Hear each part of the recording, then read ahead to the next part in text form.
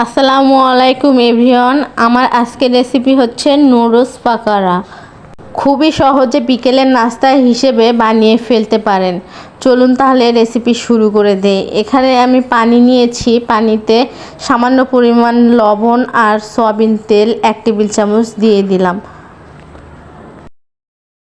দেওয়া হয়ে গেলে একটা চামচের সাহায্যে ভালোভাবে নেড়েচেড়ে নিব পানিটা ফুটে আসা পর্যন্ত। পানিটা ফুটে আসলে দিয়ে দিব নুডলস। আমি এখানে 2 প্যাকেট নুডলস নিয়েছি, আপনারা যে যেরকম বানাবেন সেই অনুযায়ী নিয়ে নেবেন। এখন একটু নেড়েচেড়ে দিলাম, 2 মিনিট সেদ্ধ করে নিব।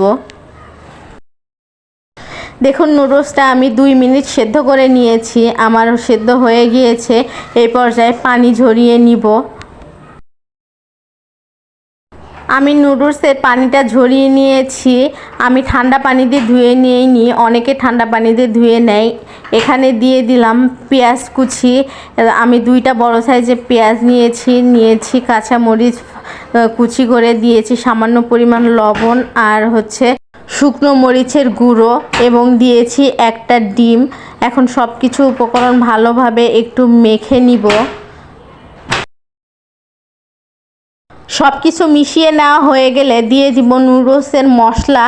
যেহেতু 2 প্যাকেট নুডলস নিয়েছি, সেই ক্ষেত্রে আমি 2 প্যাকেট মশলাটাই নিয়েছি।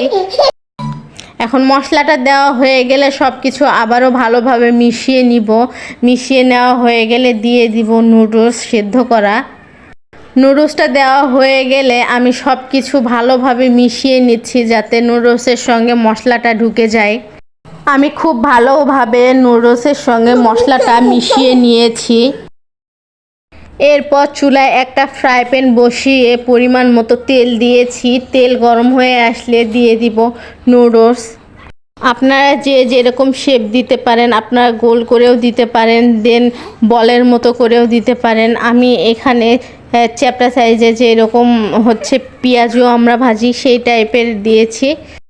দেখুন আমি 6টা একসঙ্গে দিয়ে দিয়েছি। এরপর এক পাশ হয়ে গেলে অপর পাশ ভালোভাবে উল্টিয়ে দিব। আমার পাকোড়াটা হয়ে গিয়েছে, আমি এই পর্যায়ে তেল ঝরিয়ে উঠিয়ে নিব। এখন বাকিগুলো যেগুলো আছে ওগুলো আমি একইভাবে ভেজে নিব। চলুন তাহলে আপনাদেরকে পরিবেশন করে দেখাই। দেখুন ঝটপট বানিয়ে ফেললাম নুডলসের পাকোড়া। আপনারা চাইলে এইভাবে বাসায় বানিয়ে নাস্তা হিসেবে খেতে পারেন এবং বাচ্চাদের ভীষণ পছন্দ হবে এটা। আজকে এই পর্যন্ত, আবারও অন্য কোনো ভিডিও নিয়ে আপনাদের মাঝে চলে আসবো। সেই পর্যন্ত সবাই ভালো থাকবেন, সুস্থ থাকবেন আর আমাদের সবার জন্য দোয়া করবেন। আল্লাহ হাফেজ।